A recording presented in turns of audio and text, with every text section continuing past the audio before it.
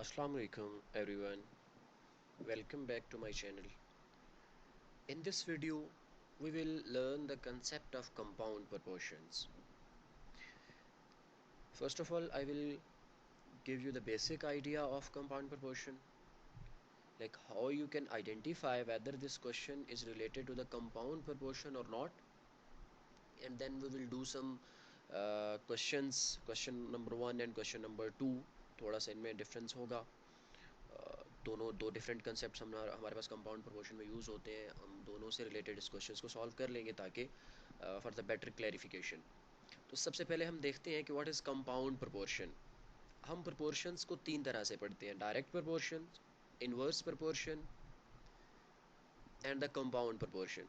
Direct वो होता है कि आपके पास दो क्वांटिटीज़ हैं, they are directly related to each other or not. If one of the value is increasing, the other one is also increasing, or if one of the value is decreasing, the other one is also decreasing. That means the relation between two quantities is the direct relation. On the other hand, when we talk about inverse relation or the inverse proportion, that means कि एक value अगर increase हो रही है तो दूसरी decrease करेगी। Compound proportion, अगर आपके पास दो या दो से ज़्यादा वैल्यूज़ आ जाएं और उनमें डिफरेंट प्रोपोर्शंस पाई जाए, तो फिर उस कंसेप्ट वहाँ पे आप कंपाउंड प्रोपोर्शन का कंसेप्ट यूज़ करते हो। लेट्स से हम इस एग्जांपल को देखते हैं, इस क्वेश्चन को देखते हैं, और फिर हम देखते हैं कि ये कैसे हमें पता चलेगा कि ये वाकई कंपाउंड प्रोपोर्शन थी और कंपाउंड प्रोपोर्शन है, then how we can solve this. तो इसकी स्टेटमेंट देखते हैं। A soap factory make 600 units in 9 days with the help of 20 machines. अब यहाँ पे देखो तो आपके पास तीन डिफरेंट क्वांटिटीज़ आ रही हैं। इससे पहले जब आप डायरेक्ट प्रोपोर्शन या इन्वर्स प्रोपोर्शन करते थे, we were only given with the two quantities. वो बस दो क्वांटिटीज़ का मैं बताता था कि एक इंक्रीज़ हो रही है, दूसरी डिक्रीज़ हो रही है, जो भी चीज़ है। लेकिन यहाँ पे हम अगर नोट करें तो we are given with three quantities, and they're saying that in a soap factory 600 units in 9 days with the help of 20 machines। अगर वो कहता है कि हम नंबर ऑफ डेज 12 हो जाएं, नंबर ऑफ मशीन्स 18 हो जाएं, तो फिर हमारे पास कितने यूनिट्स जनरेट होंगे। तो हम तीनों क्वांटिटीज़ को लिखते हैं। पहली क्वांटिटी आ जाएगी हमारे पास number of units, number of days and number of machines. तो लिख लेते हैं यहाँ पे units, days and machines. So let's say 600 units हमारे पास जनरेट हो रहे हैं इन 9 number of days with the help of 20 machines। okay, now how many units। अब units हमें find करने हैं तो हम यहाँ पे variable अपना assume कर लेंगे which is x can be made in 12 days। number of days are now 12 and the machines are now 18। तो basically this is the variable lies here। तो your prime focus would be this x। हमें x find करना है। हम head to tell rule के according चलेंगे। Let's say हम पहले एरोहेड बना लेते हैं अपना, देख लेते हैं कि एरोहेड आपकी मर्ज़ी है। जब आप वेरिएबल्स को ले रहे हो, आप यहाँ से टेल शुरू करके हेड 600 पे ले जाओ, या यहाँ से टेल स्टार्ट करके हेड इस डायरेक्शन में लेकर, it's up to you. Let's say हम यहाँ से स्टार्ट कर लेते हैं। सो फॉर एग्ज़ाम्पल हमने कहा कि ये हमने चूज़ कर लिया, और हम इसको जब लिखेंगे ना मैथमेटिकल फ्रैक्शन, तो ये आ जाएगा x अपॉन 600। अब हम इसका रिलेशन देख लेते हैं यूनिट्स का with days, whether they are directly linked और inversely proportional to each other. अब देखो, अगर हमारे पास 9 नंबर ऑफ डेज हैं तो in 9 number of days 600 units are produced.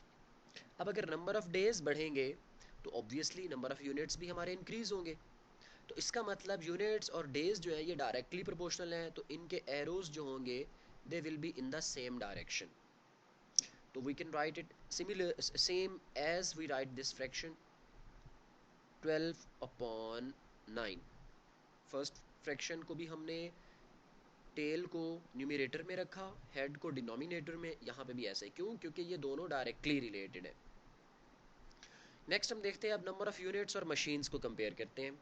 देखो, जब हमारे पास 20 मशीन्स थी तो 600 यूनिट्स बन रहे हैं। जब मशीन्स कम हो जाएंगी तो नंबर ऑफ़ यूनिट्स भी कम हो जाएंगे। अब अगर मशीन्स कम हो रही है तो नंबर ऑफ़ यूनिट्स भी कम हो रहे हैं, एक चीज़ कम हो रही है दूसरी वैल्यू भी आपकी कम हो रही है, तो इसका मतलब ये दोनों भी क्या है, directly proportional to each other. तो इसमें भी एरो हेड की डायरेक्शन, जो हमारा एरो है उसकी डायरेक्शन बिल्कुल सेम रहेगी। इसको भी हम बिल्कुल सेम फ्रैक्शन में लिख लेंगे। हमारी जो टेल होगी that will be in the denominator, और जो हेड होगा वो sorry tail will be in the numerator और हेड आपका डिनोमिनेटर में आ जाएगा 20।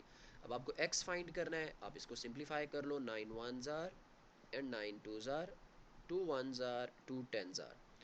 So the simplified fractions are x upon 600 equals to 12 upon 10। हमें x फाइंड करना है, तो 600 यहाँ पे डिवाइड हो रहा है, उसको यहाँ शिफ्ट करेंगे तो वो मल्टीप्लाई हो जाएगा। So x is equals to 12 upon 10 multiply by 600। You can cancel this zero, so x is equals to 12 multiplied by 60 which is equals to 720 units। This is your final answer. ये इतना simple question है। इसी से related हम एक और question देखते हैं। हमारे पास अब डिफरेंट स्टेटमेंट आ गई है। इस क्वेश्चन में क्या था, हमारे लिए आसानी ये थी, जब हमने चेक किया हमारे पास दोनों जो क्वांटिटीज़ का कंपैरिजन किया यूनिट्स के साथ, वो डायरेक्टली प्रोपोर्शनल आए। अब यहाँ पे देखते हैं 195 men working 10 hours a day can finish a job in 20 days। अब यहाँ पे भी हमारे पास तीन क्वांटिटीज़ आ गई, men, hours एंड डेज। हमारे पास जो सोल्यूशन होगा दैट विल बी, क्वांटिटीज आ जाएंगी men, hours and days। Firstly we have 195 men and they are working 10 hours a day for 20 days।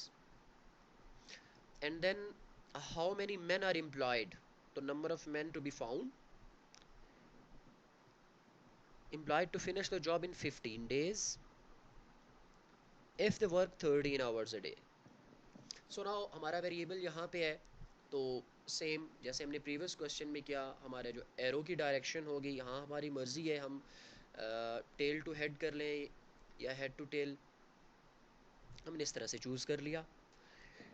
The first fraction will be x upon 195 equals to, अब हम देखते हैं अगर 10 hours a day काम हो रहा था पर डे, तो हमें 195 मैन थे हमारे पास। अगर नंबर ऑफ़ आवर्स बढ़ जाएंगे तो हमें नंबर ऑफ़ मैन डिक्रीज़ करने पड़ेंगे, ऑब्वियस सी बात है, क्योंकि जॉब सेम है, काम ज़्यादा नहीं हुआ, काम कम नहीं हुआ, जॉब सेम है जो वो कर रहे हैं।